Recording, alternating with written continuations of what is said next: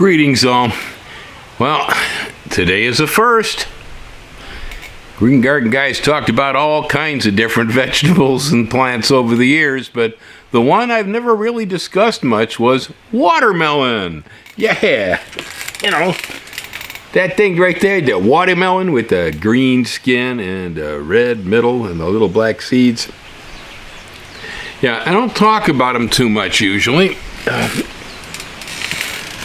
Partially because maybe I'm a little bit allergic to them. They really make me burp. But I still like them and I can still eat some. But I can't eat a lot. But my partner Ellen, she loves watermelons. And so, a couple of years running, she's been buying this seed called Mini Love from Johnny Selected Seeds. It's a diploid watermelon. And I've planted it out twice here so far. Now, I've planted watermelons in this property 3 times. The first time I used the classic old-time sugar baby, and the pickle worms just literally completely destroyed it. They just decimated that melon. For some reason, they don't seem to hit this one. No explanation. Maybe it's the diploid genetics. I don't know what it is, but this one seems to get by the pickle worms. Also, when I harvested this year, I went and I pulled up the entire plant and I inspected the root systems on this, and I didn't find nematode nodules either. So it looks like this watermelon is fairly resistant to 2 of the main pests we'd have around here. Well, it's got me excited. Going in the next year, I'm going to start adding watermelons to the crops around here, I think, along with the pineapples. It's a pretty good thing to do. Everybody loves these. And I don't usually talk about them much, though, because here in Hawaii, for me, it's been completely experimental. I know they do grow watermelons here on this island, but not in this area. And different regions of the island vary a lot. And but they do produce watermelons here, and I've had a few of them, and they're pretty darn good. Now this one here, this Mini Love, this is what we'd call an icebox watermelon. This is the smallest fruit that came out of the patch this year. This one right here that I ate half of so far is the about a medium-sized one. And then I had a few that were a few inches larger. We've eaten them, so I can't show them to you.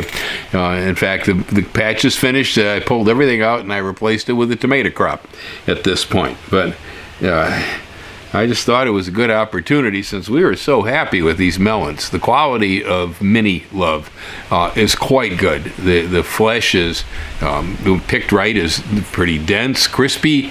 It's got good bricks, nice sugar content, and as you can see, it's not very seedy. I'm going to go ahead and sample this.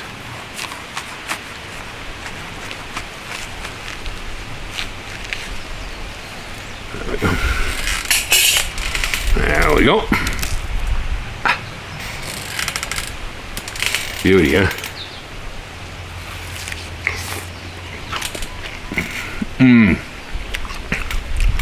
Very sweet.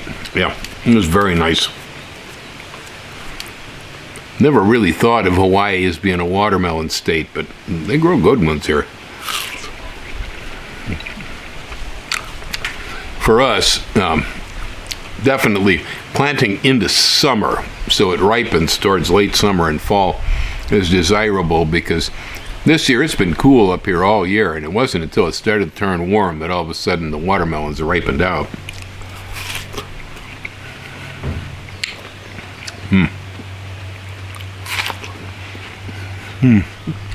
Oh, pardon me, I forgot.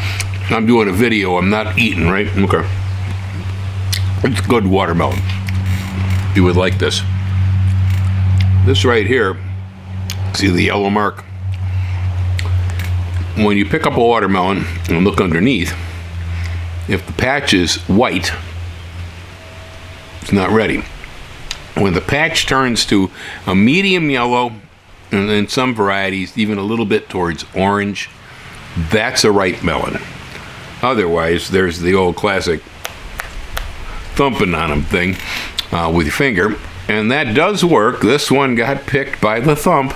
I hit it, and But there's a real technique to that one. It's a little bit easier, for most of us to look for the yellow patch. You'll do all right if you look for the yellow patch. But I do remember many years ago, one of my organic gardening mentors, Freddie Bell. Freddie had a whole patch of beautiful sugar babies out in the Illinois August sun, and I'm walking around through it and going, oh man, do you think any of these melons are ripe, Freddie? He says, yeah, I'm sure some of them are. I said, well, how do you tell? He says, thump on it. Really? All right. So I bent over and I went whack with my finger. That melon split wide open from one end to the other with a resounding crack of the sound of a watermelon exploding. If you want to know what is the sound of a ripe watermelon, it sounds like it's going to bust if you hit it any harder. And if it does bust, it's really ripe. And that was one of the best watermelons I ever ate. Yeah, it was good. So, picking by sound, if they're dull and they don't resonate, it's not ready. Or, sometimes if they're dull and it doesn't resonate, you better turn it over and look, because maybe it's rotting.